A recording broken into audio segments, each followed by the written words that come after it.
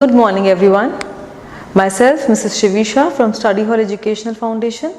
As you all know, I teach mass communication and today we will read the chapter 20th Public Relations Tools.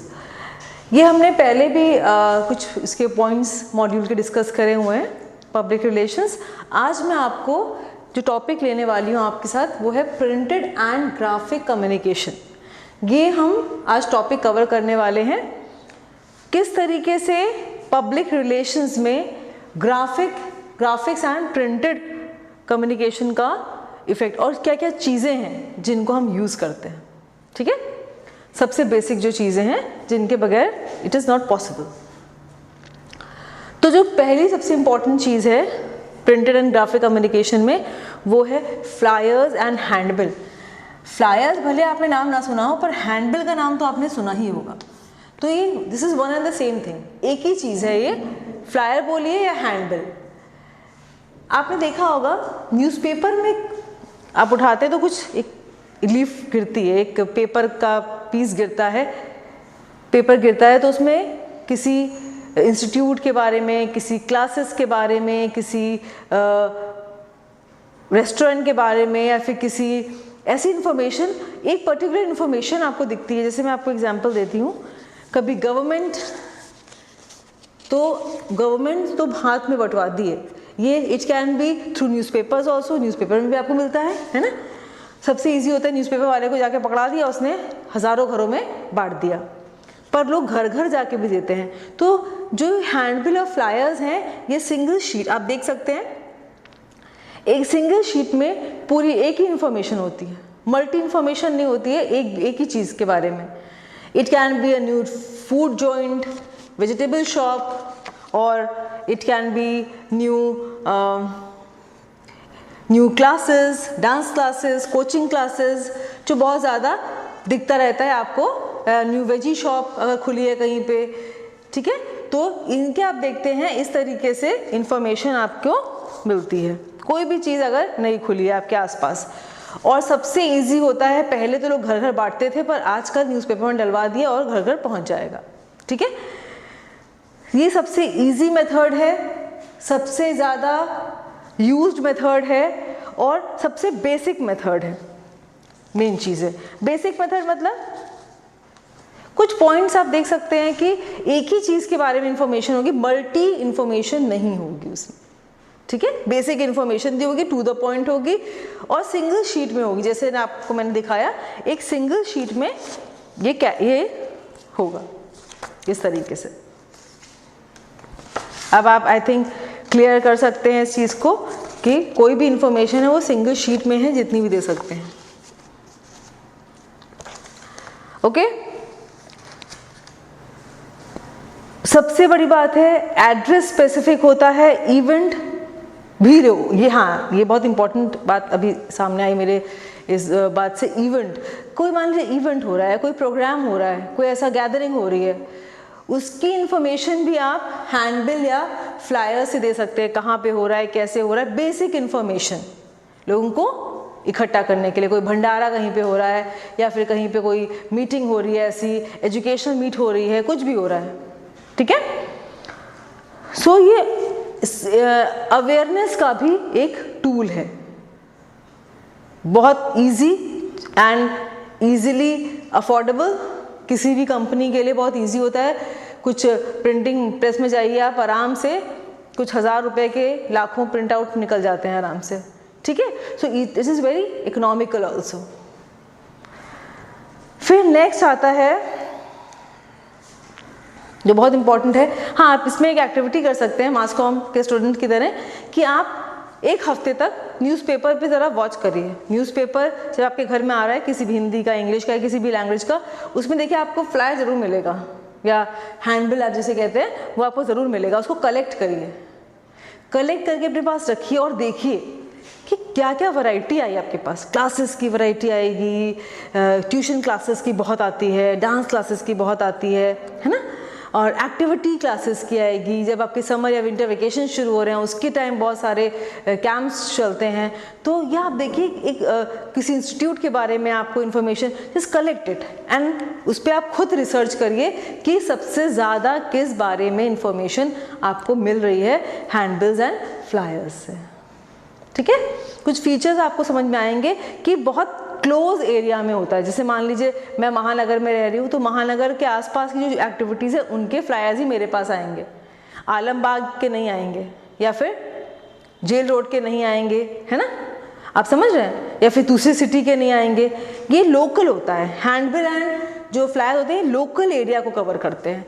मैं गोमती नगर में रह रही हूँ और गोमती नगर में कोई इंस्टीट्यूट खुला या कोई शॉप खुली या फिर कुछ हो रहा है ऐसा, तो वहीं के लोगों तक ही पहुंचाया जाएगा।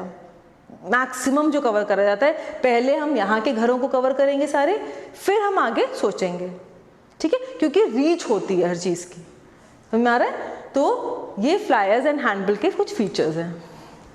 एक्टिविटी करिएगा, बहुत इंटरेस्टिंग है और काफ़ी इंफॉर्मेशन आपको खुद के लिए मिलेगी आगे के लिए। नेक्स्ट है ब्रोशर्स। ब्रोशर्स, ये नाम भी काफ़ी सुनते रहते हैं, ब्रोशर्स ले आना।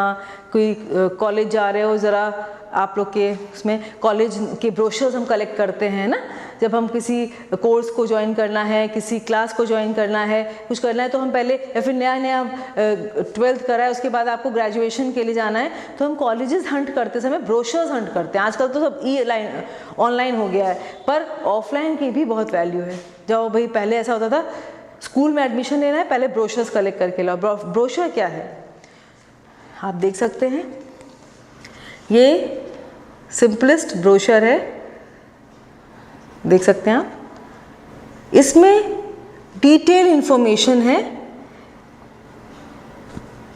एक इंस्टीट्यूट की, सेंटर फॉर लर्निंग की डिटेल इंफॉर्मेशन दी हुई है, आप देख सकते हैं। जैसे आपने ब्रोशर हाथ में लिया, आपको समझ में आ गया कि ये इंस्टीट्यूट ऐसा है, यहाँ पे ऐसे लोगों के लिए है, ये school with an open sky है ना, and it is the unit of study hall educational foundation. The name is centre for learning, chef की है ये। फिर इसमें उनका विजन, इंस्टीट्यूट का विजन क्या है, इसके बारे में लिखा हुआ है, इनके लर्निंग प्रिंसिपल्स क्या हैं, लर्निंग है ना, लर्निंग प्रिंसिपल्स। तो फिर इसके बारे में पूरा कहाँ पे है, कैसे है, इसकी वेबसाइट्स के बारे में सब कुछ आपको इन्फॉर्मेशन यहाँ दी, कॉन्टैक्ट। तो उन्होंने क्या करा, इस इंस्टीट्यूट ने एक छोटे से 2 पेज के एक फोल्डर से हमें सारी इन्फॉर्मेशन दे दी। देख रहे हैं आप, ऐसे ही और भी है मेरे पास, मैं आपको दिखाती हूँ। सेंट्रल एकेडमी का देखिए, सेंट्रल एकेडमी ने भी अपनी बिल्डिंग के बारे में और इस तरीके से, और ये काफ़ी तरह से बनता है, मतलब फोल्डिंग जो है वो ऐसे भी हो सकती है ब्रोशर की, देख सकते हैं आप, मतलब ये अलग तरह से उन्होंने थोड़ा सा इसको बनाया है, and it can B this type also. और इसके साथ बुकलेट भी हो सकती है, ऐसी बुकलेट, ये देखिए बुकलेट, मतलब फोल्डिंग कैन बी, इसमें मल्टीपल पेजेस होते हैं। मेन चीज़ ये है कि बुकलेट की तरह भी हो सकती है, ऐसे फोल्ड भी हो सकती है, इसमें और पेजेस भी ऐड हो सकते हैं। तो ये सब क्या है, ब्रोशर्स। ब्रोशर्स को हम और 3 नाम से बुलाते हैं, leaflets, folders and pamphlets, depending on the size and variety. Leaflets पतली होंगी, जैसे मैंने आपको बताया 1-2, फोल्डर 3-4 पेज ऐड हो गए, 4 से 5-6, एंड पैम्फलेट तो पूरी डिटेल इन्फॉर्मेशन जैसे कि सेंट्रल एकेडमी वालों ने दी हुई है, पूरी डिटेल में इन्फॉर्मेशन हर चीज़ के बारे में पूरी डिटेलिंग की गई है। सो ब्रोशर्स जो होते हैं वो ज़्यादा इम्प्रेसिव होते हैं क्योंकि हम हंट कर रहे हैं। हम ब्रोशर्स हमको ऐसे ही नहीं मिल जाते कि न्यूज़पेपर में आए थे और हमें मिल गए, किसी ने रास्ते में चलते हुए हमें पकड़ा दिए। हमें इन्फॉर्मेशन चाहिए और हम वहाँ गए और लेके आए। 5 कॉलेजेस के ब्रोशर्स हम लेके आए, 5 को हमने क्या करा, कंपेयर करा, फीस स्ट्रक्चर क्या है, लोकेशन क्या है, हमारे नीट के प्रोग्राम हैं कि नहीं हैं, सब इंफॉर्मेशन हमने पहले ब्रोशर से ले ली, ठीक है। अगर हमें लगेगा कि शॉर्टलिस्ट करें, मान लीजिए हमने 2 शॉर्टलिस्ट कर लिए कॉलेजेस, फिर हम डिटेल करेंगे, तो दैट हैज़ इम्पैक्ट, अच्छा इम्पैक्ट होता है ब्रेन पे, तो ये ज़्यादा पावरफुल होता है। ब्रोशर इज़ मोर पावरफुल क्योंकि आप उसके लिए खुद रिसर्च कर रहे हैं, ठीक है, आपको लाके किसी ने पकड़ाया नहीं ऐसे, okay.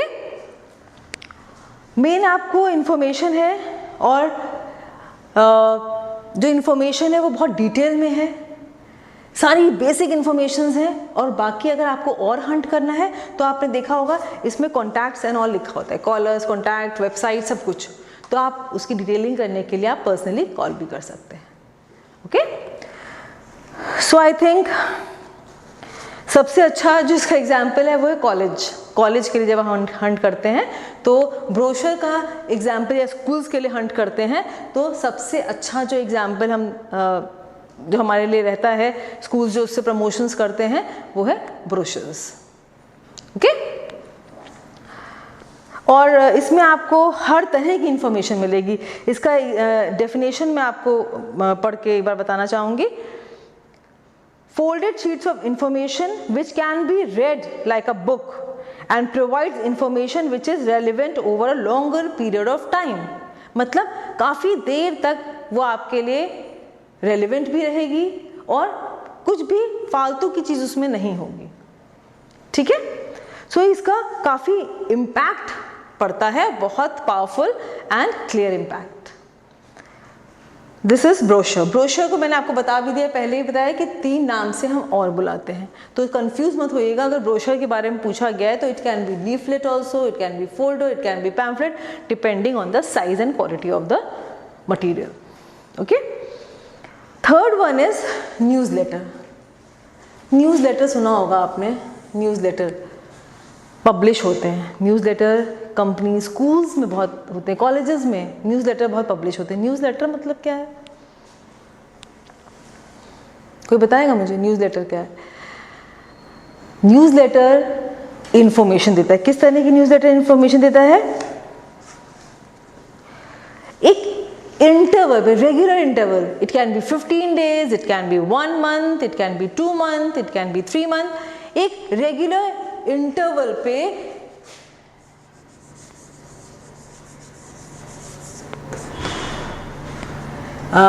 you can say regular,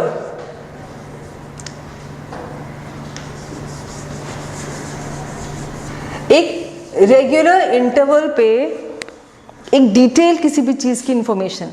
एक स्कूल को हम लेके चलते हैं, कॉलेज को लेके चलते हैं, हर महीने में 2 या 3 एक्टिविटीज़ हो रही हैं। मान लीजिए अभी 15 अगस्त आने वाला है, फिर टीचर्स डे आने वाला है, उससे पहले उन्होंने कोई मीट करी अपनी, या फिर कोई कंपटीशन कराया अपना इन हाउस, या फिर इंटर स्कूल या इंटर कॉलेज।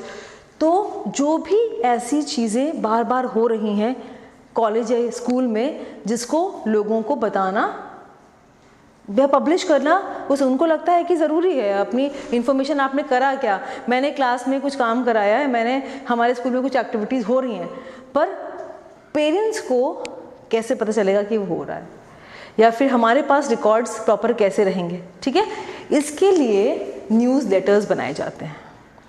कोई भी इवेंट हुआ, मान लीजिए 15 अगस्त हम लेके चलते हैं, 15 अगस्त आया, उसमें न्यूज़ लेटर जो पब्लिश होगा, इट इज़ पब्लिश्ड, ओके। इसमें अब तो ई फैशन आ गया है कि एक न्यूज़लेटर बनता है, उसमें डिटेल्स होती हैं।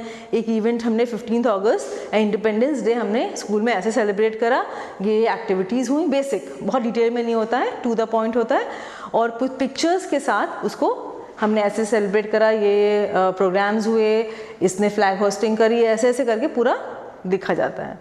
Short and precise and about the event. ये स्कूल और कॉलेजेस रेगुलर इंटरवल पे पब्लिश करते रहते हैं, ठीक है, इंफॉर्मेशन देने के लिए पेरेंट्स को और अथॉरिटीज़ को। अपने लिए आप इस तरह से इंफॉर्मेशन को कलेक्ट भी कर रहे हैं जो आगे काम आती है, ठीक है। So it is printed publication produce at regular intervals. It is published to a particular audience seeking information. सबके लिए नहीं होती है, मैंने आपको बताया। मान लीजिए बीएससी के स्टूडेंट्स के लिए अलग होगी, एमएससी के लिए अलग, वो जो भी एक्टिविटी हो रही है वो एक ऐसी इन्फॉर्मेशन सबको नहीं जाएगी। डिपेंड करता है, ये जो न्यूज़लेटर्स होते हैं प्रिसाइज होते हैं बहुत ज़्यादा, ठीक है, और उन्हीं के लिए बनाए जाते हैं जिनको इंटरेस्ट होगा। आप उसमें पार्टिसिपेंट थे, आप उस इवेंट में थे, या आपके इंफॉर्मेशन आपके लिए इम्पॉर्टेंट है तभी बनाए जाते हैं, वरना न्यूज़लेटर ऐसे पब्लिश नहीं किए जाते, ठीक है। A newsletter should focus on information relevant to its public and audience. मैंने आपको बताया कि बहुत ज़रूरी है कि जो इन्फॉर्मेशन पब्लिश हो रही है वो लोग उसमें इंटरेस्टेड हों, ठीक है। कोई स्कूल के बारे में अगर कोई कॉलेज न्यूज़लेटर निकालेगा तो कोई ज़्यादा इंटरेस्टेड नहीं होगा, या फिर वाइसी वर्सा कर सकते हैं आप, ठीक है। The content of the newsletter is presented in a writing style that is less formal and letter-like. ये लेटर की तरह लिखा जाता है, It's like a letter. बहुत फॉर्मल नहीं होता है, थोड़ा कैजुअल अप्रोच होता है, और एक प्रॉपर इंफॉर्मेशन होती है, पैराग्राफ्स होते 2-3, और उसको पब्लिश किया जाता है, ठीक है।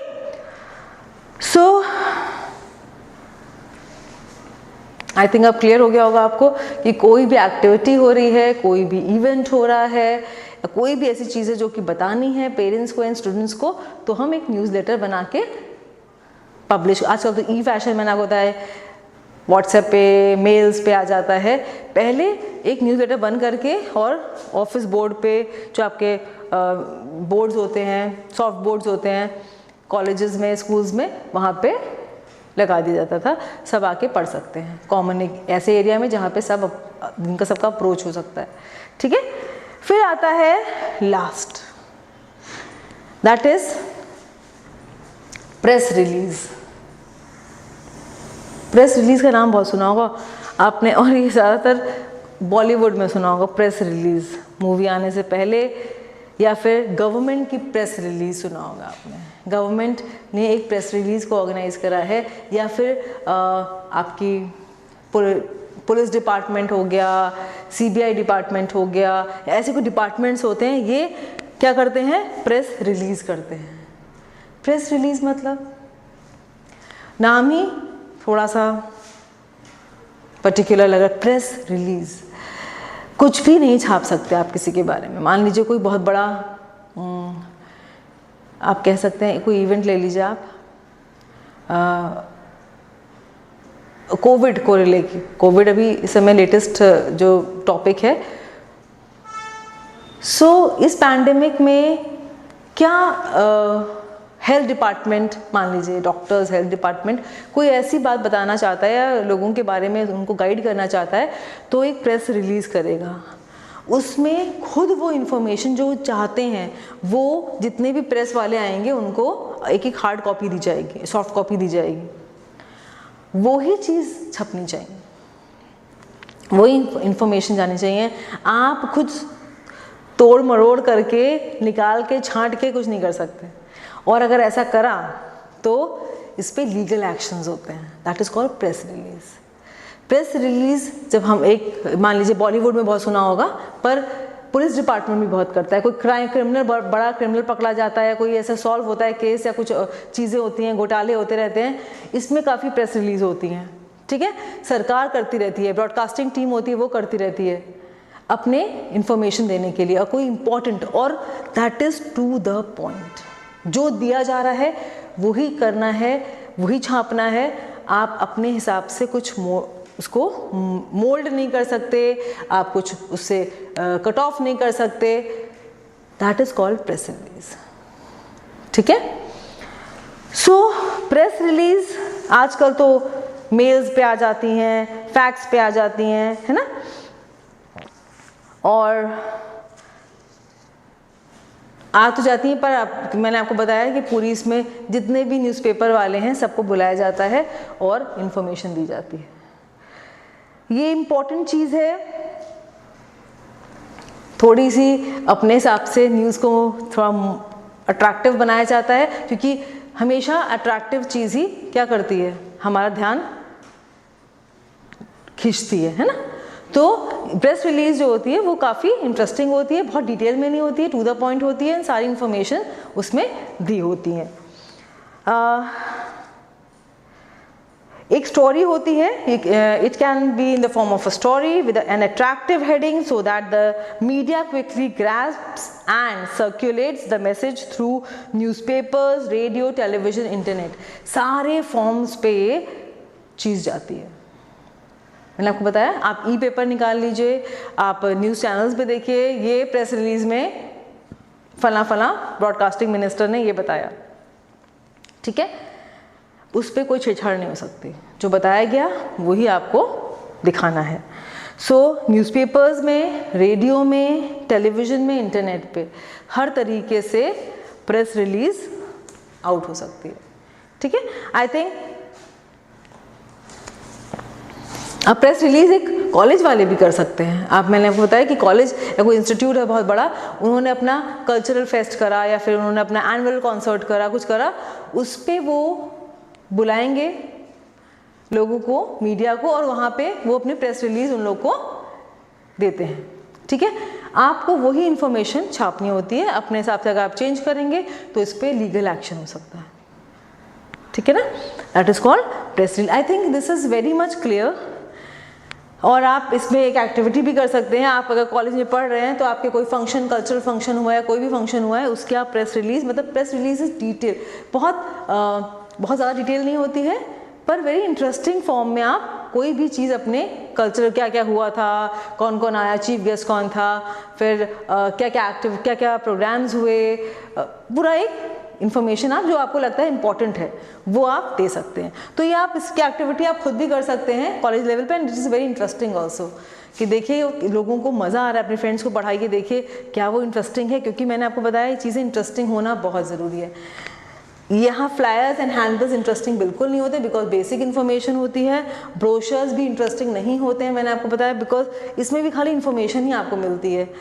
न्यूज़ लेटर्स थोड़ी सी इंटरेस्टिंग होती है, क्योंकि इनफॉर्मल लैंग्वेज होती है, और जितना बहुत लेटर फॉर्म में होता है, तो बहुत आराम से आप उसको एंजॉय कर सकते हैं, ठीक है, बहुत हार्ड नहीं होता, इसमें इन्फॉर्मेशन बहुत ऐसे लेटर, हम आपको, मैं लेटर लिख रही हूँ आपके लिए, वैसे होता है।